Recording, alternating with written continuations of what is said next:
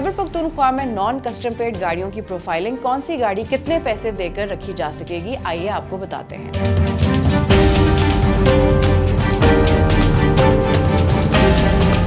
खैबर पख्तूनख्वा के excise and taxation department से मालाकन division और कबायली अजला में नॉन कस्टम पेड NCP गाड़ियों का डेटा जमा और प्रोफाइलिंग मुकम्मल करने के बाद उन्हें टैक्स के दायरे में लाने के लिए अपनी तजावीज की हतमी शक्ल दे दी। प्रोफाइलिंग के दौरान गाड़ियों के मालकान की तफसीलात, चेसिस नंबर और दीगर तफसीलात का मुकम्मल डेटा लिया गया और FBR के डेटा में भी शामिल किया गया ताकि NCP गाड़ियों की दहशतगर्दी में इस्तेमाल की निशानदही समेत रजिस्ट्रेशन के वक्त कस्टम ड्यूटी का तयन भी किया जा सके। मालाकन डिवीजन और जम कबायली इलाके में मजमूई तौर पर 1,11,509 गाड़ियों का मुकम्मल डेटा हासिल किया गया है। एक्साइज दस्तावेज के मुताबिक मालाकन डिवीजन में सबसे ज्यादा 74,723 NCB गाड़ियां हैं, जिनमें पुरानी, छोटी, बड़ी और लग्जरी गाड़ियां शामिल हैं। महकमा एक्साइज ने प्रोफाइलिंग के बाद इन गाड़ियों को टैक्स नेट में लाने की तरीकेकार और रजिस्ट्रेशन और टैक्स के हवाले से तजावीज को हतमी शक्ल दे दी है, जो वफाकी हुकूमत के साथ शेयर की गई है। तजावीज के मुताबिक 800 सीसी तक इंजन वाली छोटी गाड़ियों के अपनी रजिस्ट्रेशन और टैक्स की शरह को कम रखा गया है। इस कैटेगरी में रजिस्ट्रेशन फीस 15,000 रुपए जबकि कस्टम